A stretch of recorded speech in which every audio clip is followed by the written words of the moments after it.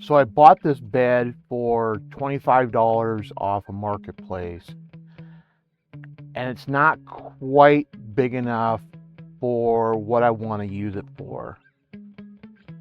So this is how I modified it. I hope you get something out of the video. Let's get started. So I had to find a local supplier of this corrugated metal that would fit the same ripple as the original metal. I tried Lowe's and Home Depot, and they didn't have anything, but the local supplier did, and I'll put the name of the supplier in the description. I'm using a piece of a panel off a different bed that I'm putting together to measure where to make my cut. Of course, you could use a tape measure just as easily, but this is what I had handy and it worked fine. I'm using my angle grinder with a cutting wheel.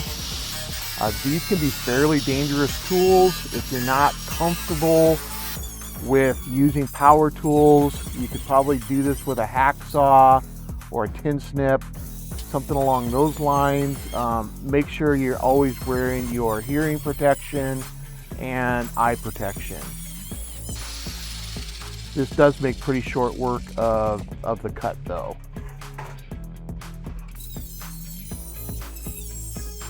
That's the first one done. I'm cutting the second one here. And that's all the waste there is.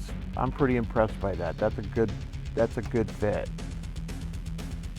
I'm using my drill with a bit, a screw bit here to disassemble the old bed. I won't bore you too much with too many of the details here. Just make sure you don't lose any of your screws. I should have cut some new pieces there to replace those rusty ones. That is definitely at some point going to bite me in the butt, but I didn't do it.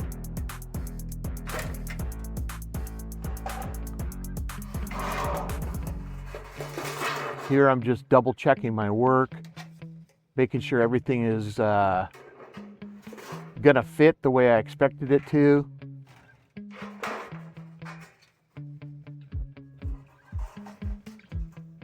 Looks pretty good to me.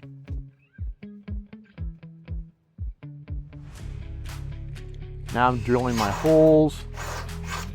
I'm using a drill bit here, a screw bit, to as a template to where I should put my hole. You could of course use a tape measure. It really doesn't matter as long as you get the holes lined up in the same spot.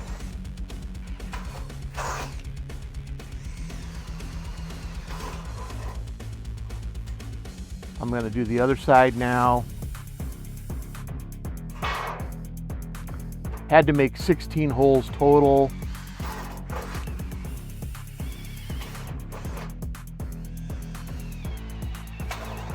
You want the screw hole, the hole there, to be just slightly bigger than the screw you're going to put in.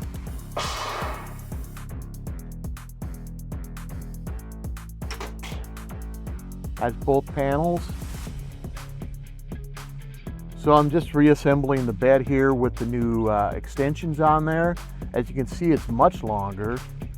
I had to go get 8 more screws at the hardware store. The original screws, there was 8 of them, and I needed 8 more. I'm just using my drill here again to reassemble it. I'm not going to bore you too much with it. It's pretty straightforward. Just line up the holes and put the screws back in.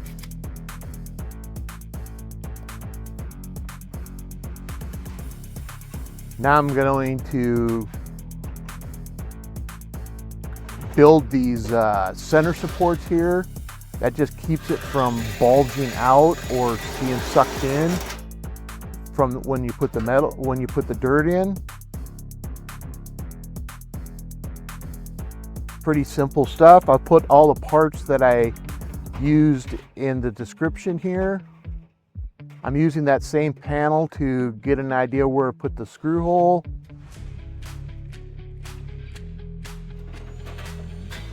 Drill in the hole.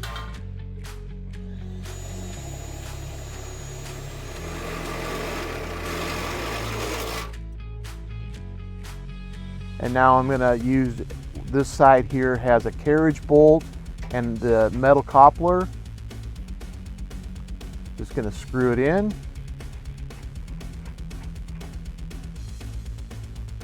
Doesn't have to be super tight. You don't want to, you know, it doesn't really matter. This isn't going to take any torque or anything. Now this is my 1/4 inch threaded metal. I'm using my angle grinder again to cut it and then put a slight angle on the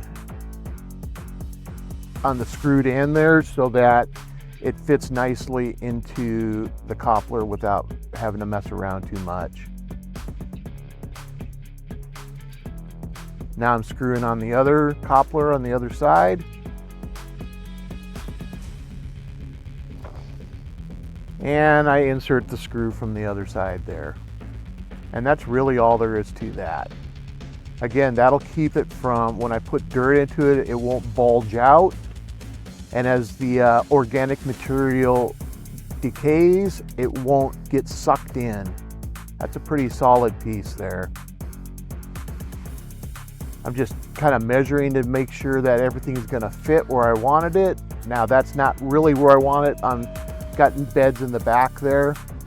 Now I disassembled the beds and I'm filling it up with the soil. And next time you see this, I'll be adding some compost and planting my garlic in it. That's really all there is to it. Have a great day, everybody.